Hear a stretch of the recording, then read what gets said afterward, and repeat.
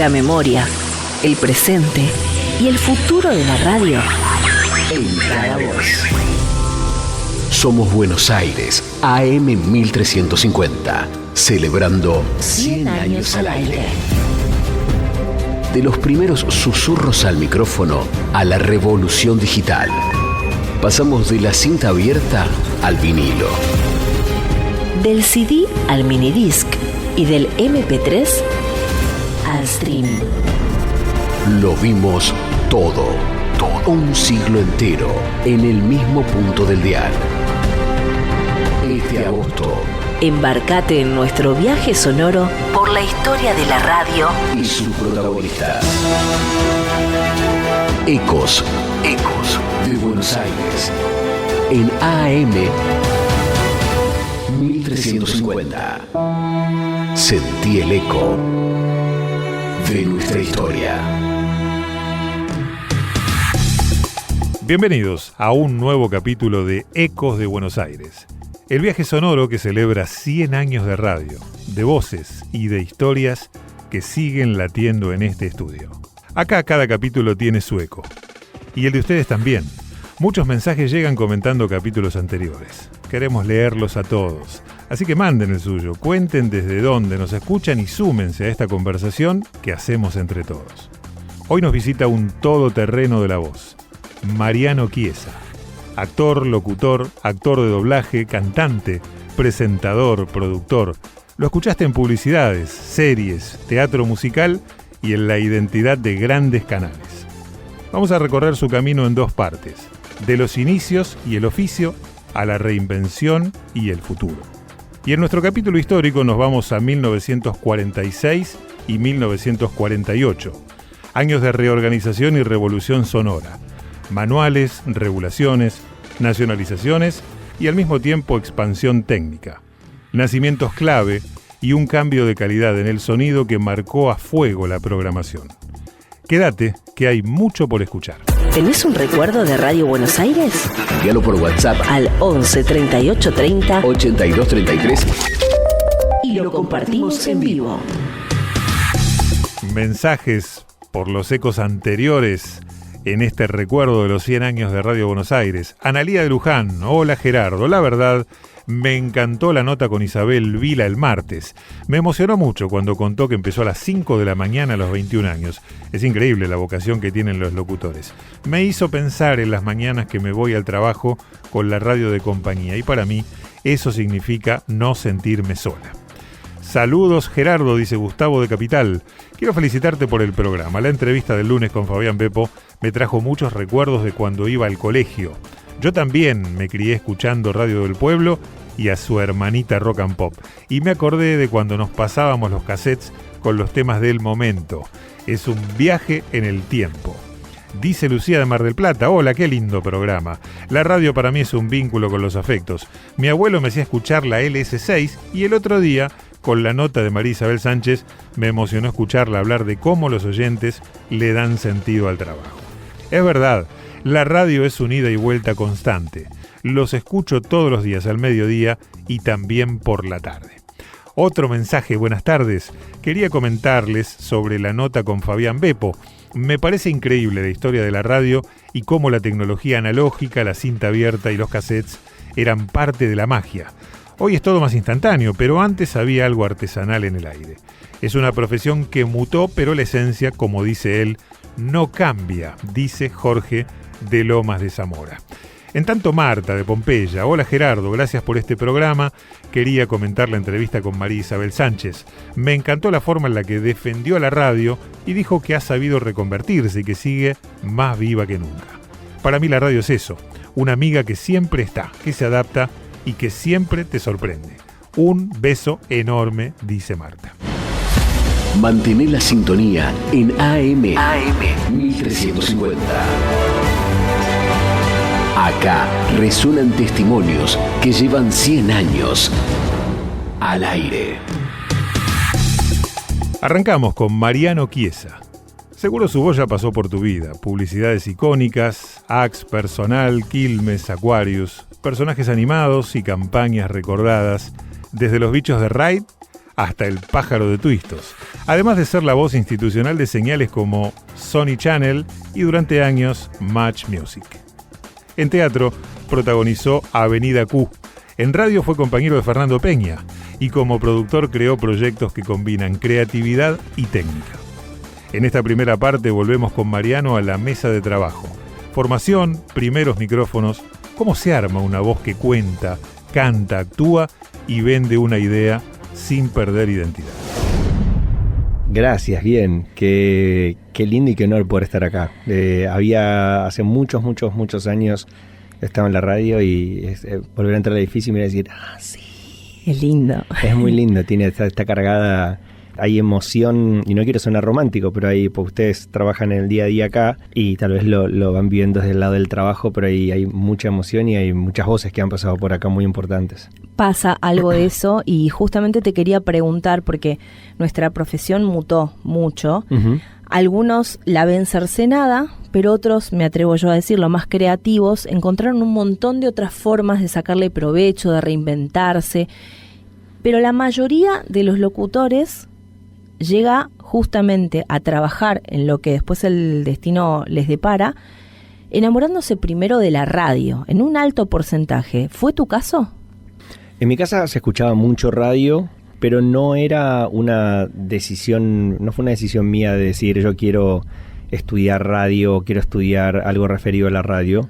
Lo que pasó en mi casa, yo tengo recuerdos como muy patentes de mi mamá despertándome para ir al colegio, escuchando a Magdalena Ruiz Iñazú o cosas así. Sí. El momento en el que ponían a María Elena Walsh sonando de fondo, y la radio tuvo como un impacto en mi vida muy grande, sobre todo con la FM, ¿no? FM Hit y escucharla a Daisy May Quinn hablando, o a Mariano, no era González, era otro Mariano, que estaba en los 40 principales haciendo bromas y haciendo chistes, y me parecía maravilloso.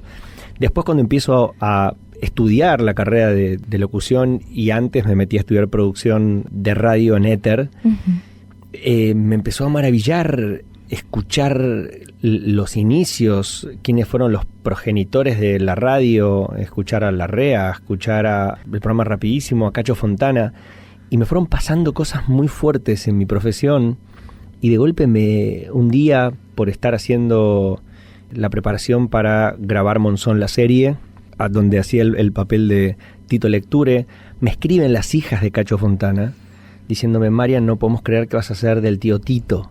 Qué emoción, ¿no? Eso digo, porque de alguna forma cada paso que vas dando te conecta con un montón de otras personas que son justamente interpeladas por lo que vos terminás presentando. Totalmente. Y de pronto me dicen, lo que necesites a nivel información, contá con nosotros. Qué generoso también, ¿no? Y le dije a Marian, le digo, lo que necesites, ¿cómo? Nada, lo que necesites. Pero ¿cómo el tío Tito? Sí, claro, Tito Lecture, que es el personaje que vos vas a hacer, era nuestro tío. Claro. O sea, pero ¿cómo? Era íntimo amigo de papá. Le contamos a papá que vas a hacer de Tito, y nos dijo que si querías reunirte con él para saber más, y fue, ¿qué? ¡Qué belleza! Y de pronto me dice, mira, papá está en un hogar de retiro. Y le dije, no, pero yo no quiero molestar. No, él está en un hogar de retiro porque él no quiere molestar. Es una decisión de él y está en el mismo hogar de retiro con Pinky. Ok, si vos querés, organizamos un encuentro con él. Y me acuerdo que fui al Abasto y me encontré, y cuando apareció estaba nervioso como si esto fue hace 6 años y medio, y apareció caminando con... ¿Qué tal, Mariano? Mis hijas me hablaron mucho de vos. Todo lo que te voy a contar sobre Tito habla de Tito como amigo. Yo no voy a contarte nada que exponga la intimidad de Tito. Le dije, no, por Dios, yo tampoco pretendía nada de eso. Y estuvimos hablando muchísimo de él, de cómo era como amigo. Y en un determinado momento aparece Pinky. Y aparece Pinky caminando, era, ¿no? Un montón. Y yo estaba Claro. Y cuando la vi aparecer a Pinky, se me empezaron a llenar los ojos de lágrimas. Y yo le había comentado a mi mamá que iba a ir y mi mamá tuvo una carrera muy importante en los 60 y los 70 como actriz y como cantante, y me dijo, si la llegás a ver a Pinky, decile que Simonet le manda un abrazo. Y me mira y me dice, lo saludó a Cacho, ¿qué tal? ¿Cómo le va? Y la mira a Cacho, se levanta y le dice, qué bonita que está hoy. Y yo estaba viviendo este momento que nunca nadie en la perra vida lo va a poder vivir. No me despierten, decías vos. Yo estaba mirando esta situación con dos emblemas de la radio y de la televisión argentina como estudiante de locución también. Ya no era estudiante de locución porque esto fue hace 6 años, pero lo estaba viviendo como si estuviese viendo un encuentro de dos gladiadores. Y le digo, Pinky, mi mamá le quiere mandar un abrazo muy grande. ¿Y quién es tu mamá? Le digo, Simonet. Hizo un silencio así y me dijo, Simonet, con el pelo cortito, y que cantaba y se puso, qué ricas son las papas. Y me quedé mirando así, dije, y se empezaron a llenar los ojos de lágrimas. Y a mí esta profesión me dio un montón de cosas, y para como esa, y haber trabajado con Fernando Peña al aire, y haber trabajado siendo la voz institucional de la Negra Bernasi, es el día de hoy que yo, viviendo ya en otro país, miro hacia atrás y digo, qué cantidad innumerable de oportunidades que tuve de estar compartiendo aire con Pergolini, de Pergolini haberme ofrecido y me dijo, queremos que seas una de las caras de los noteros, y yo decirle a Pergolini, Mario, mirá, yo la voy a dejar pasar. Y Mario diciéndome, ¿qué te pasa, pibe? Claro, y le digo, mirá, lo voy a dejar pasar porque a mí me va muy bien en publicidad, y mirá, nene, que el tren pasa una vez nada más. Y dije, ojalá te equivoques. Y me dijo, bueno, ok, está bien. Lo desafiaste. Pero desde la inconsciencia. Sí, está bien, y está buenísimo, porque digo, a veces cuando te dicen esas cosas, que seguramente te las dicen con la mejor de las ondas y desde lugares muy conocidos y experimentados, porque también es real, y a veces también es como si te pusiesen, ¿no?, dos grandes oportunidades en una mesa y sabes que tenés que elegir una con la confianza de que quizás más adelante aparezca otra. Digo, está buenísimo, es el decidir de la vida, porque el que nos está escuchando sabe que en su proyecto también habrá pasado, con el amor, con los trabajos, totalmente, con las carreras, ¿no? Totalmente, y con Fernando Peña pasó algo similar. Yo estaba trabajando en una radio zonal que quedaba literalmente a 2 cuadras de mi casa, que era el radio de Cosiuco, pues están las oficinas a 2 cuadras de mi casa, y yo hacía un programa a la noche donde presentaba temas y me traían noticias para leer, y a medida que iba leyendo las noticias le iba poniendo voces a las noticias, y no sé, el ministro de no sé dónde dijo que tal cosa, y no sé, y debe haber reaccionado mal, porque... Y Fernando Peña estaba haciendo radio a la mañana, y estaba escuchando la radio mientras cenaba, y llamó a la radio y preguntó, dijo, ¿quién está al aire? Se llama Mariano Chiesa. Pásame con él. Y viene el operador y me dice, Claudio de Luca, me dice, Mariano, ¿yo qué? Fernando Peña quiere hablar con vos. Fernando Peña. Atiendo, hola. Mariano, ¿cómo estás? Fernando Peña. ¿Qué haces, Fer? ¿Cómo te va? ¿Bien? Sí, todo bien. Che, ¿vos trabajarías conmigo? ¿Harías aire conmigo? ¿Harías el parquímetro en la mañana conmigo? No, Fer, vos estás re loco. Dale, ¿cómo que no? Si lo que yo hago son personajes, dale, copate, me gusta lo que haces. Y durante 1 semana y media, el director de la radio diciéndome, te está diciendo Fernando Peña que quiere que seas su coequiper al aire, y yo te estoy diciendo que no quiero. Yo ya había visto lo que había pasado con otros compañeros míos trabajando al aire con él, y yo no quería pasar por eso. Y me terminaron convenciendo, me levantaron la guita que yo había pedido en su momento, y de golpe me vi haciendo chocolate con el creador del chocolate en la radio. Claro. 3 años y medio al aire con él. Y cuando se terminan mudando de radio después, yo dije, hasta acá llegué, yo reagradezco todo, pero no quiero seguir. Ahí está. Sí, claro. Gracias por todo. Así que tuve experiencias muy fuertes. Yo haciéndole en Radio Nacional una nota como estudiante al Negro Albornoz, y me acuerdo que escuché esa grabación con miedo, pidiéndole, no sé si puedes hacer la voz, no te quiero molestar, pero él me dice, dale, nene, decilo, ¿qué querés? Le digo, si puedes hacer la voz del conejito de Nesquik. Y viste, rapidito. Qué divino. Y yo estaba asombrado, y después yo termino siendo quien reemplaza al Negro Albornoz en personal, en Telecom. Y el Negro también, una eminencia de las voces, llamando a mi casa cuando se hizo Quilmes Malditos Benditos para decirme, hace años que no escucho a una persona recibida de locutor decir como dijiste vos. Estés donde estés, sentí el eco de nuestras voces. En un instante volvemos con otro protagonista de la historia de la radio. Momento de curiosidades. Un dato breve, una historia mínima, de esas que agrandan la leyenda de la radio. Ecos de Buenos Aires. 100 años de radio. 100 años de voces. Anécdotas y comienzos que marcaron nuestro aire. ¿Sabías que Luis Andrini, ícono del humor argentino, brilló en el radioteatro durante los años 40, cuando Radio del Pueblo, la actual Radio Buenos Aires, AM 1350, vivía uno de sus momentos más gloriosos? En cada anécdota late el corazón de la radio. Radio Buenos Aires, 100 años en el aire. Y seguimos haciendo historia. Seguimos con Mariano Chiesa. Ahora mirando para adelante. Tecnología, nuevas plataformas, cómo se entrena la voz para múltiples formatos y por qué la curiosidad, y no el miedo, es la mejor aliada para seguir creciendo en este oficio. ¿Cuál es tu relación? Porque digo, evidentemente sos alguien que no se queda ahí, que experimenta, que va más, que se anima, con miedo, como todo, pero se anima. En estos tiempos donde hay tanto miedo a la tecnología, a ser reemplazados, muchos dicen la radio va a morir. ¿Vos cómo ves toda esta historia? Yo creo que la gente que tiene miedo es la gente que no tiene skills, es la gente que no tiene opciones. Esa es la gente que tiene miedo.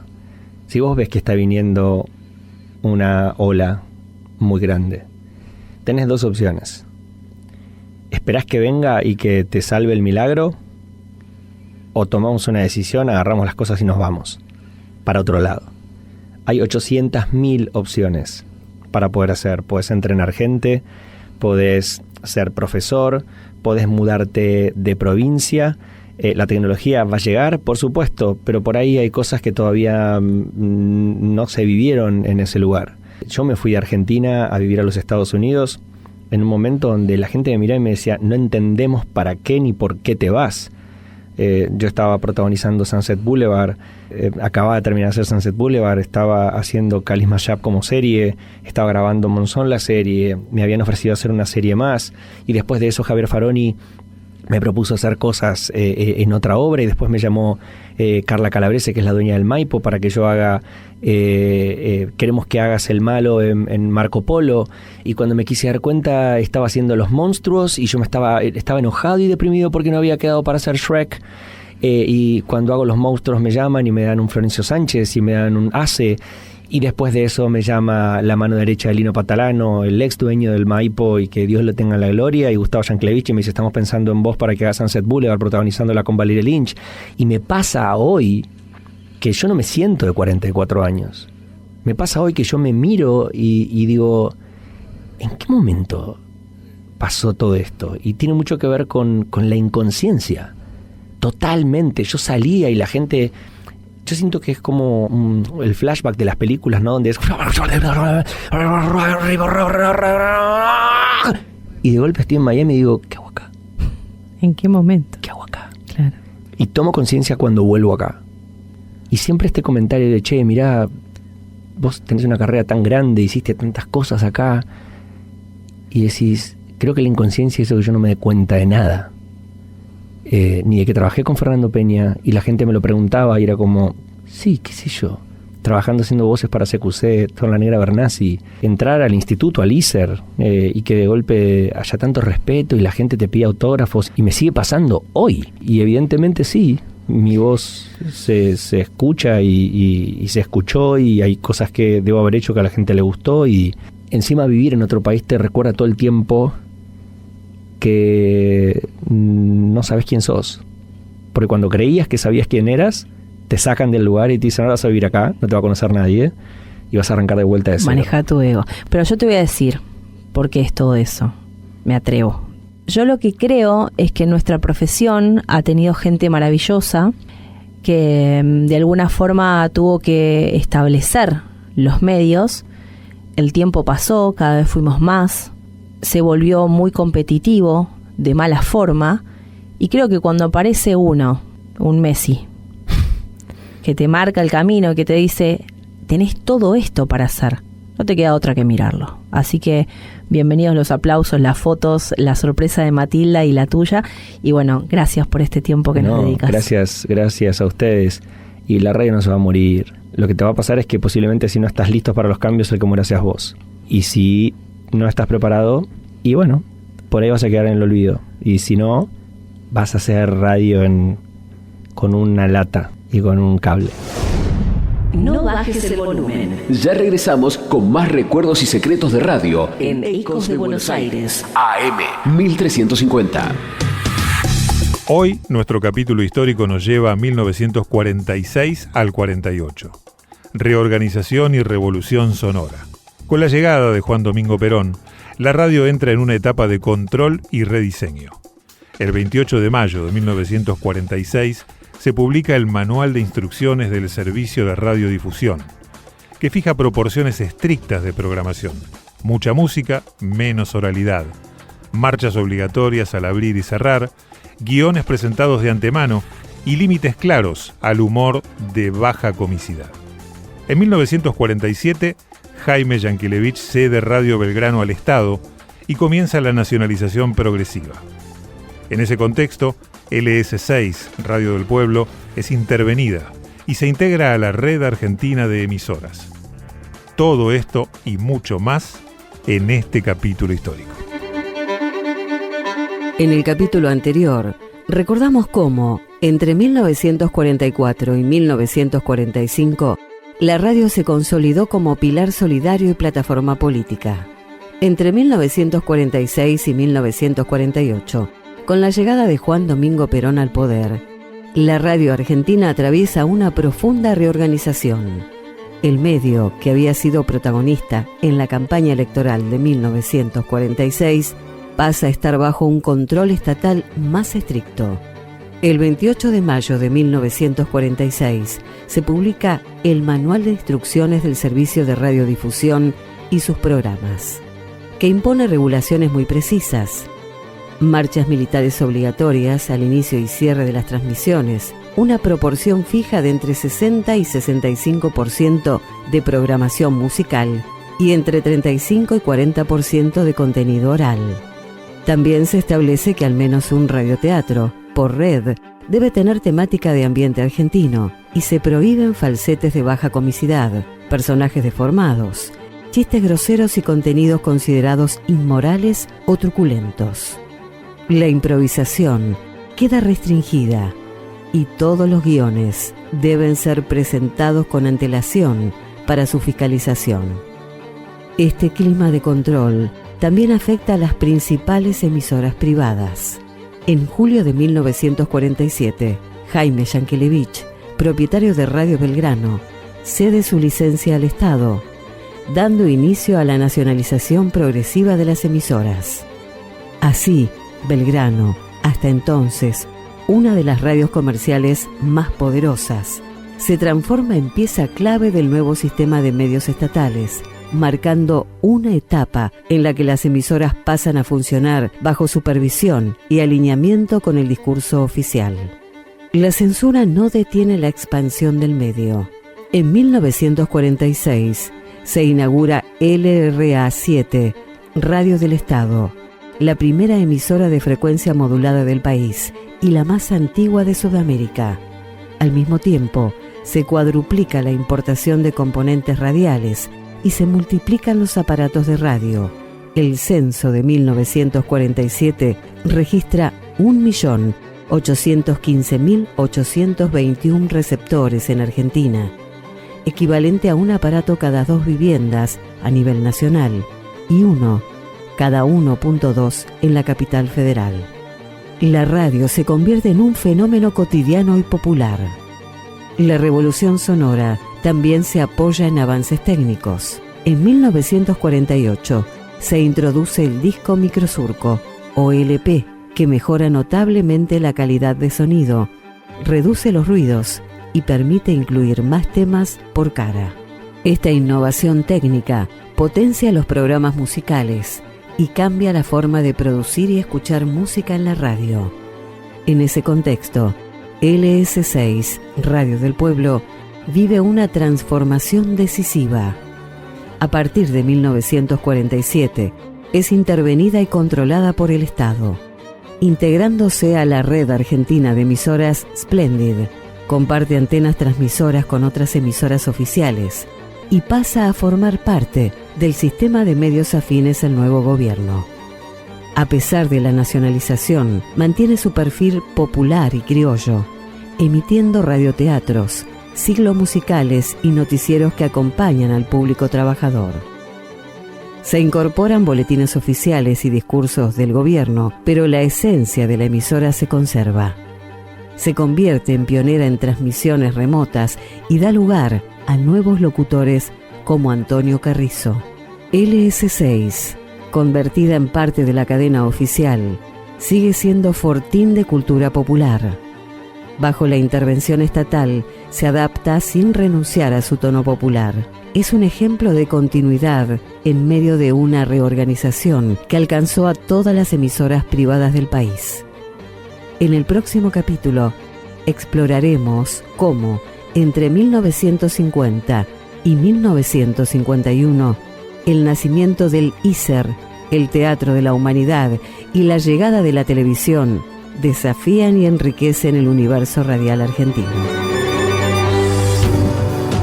Sumate a los ecos vivos de Buenos Aires. AM 1350 y hace viajar a tu memoria.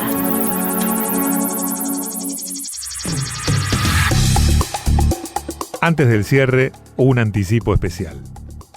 Una voz histórica de esta casa, Walter Mooney. Estilo, oficio y ese timbre que para muchos es sinónimo de Radio Buenos Aires. Escuchen este avance hablando de ustedes, los oyentes de Radio Buenos Aires.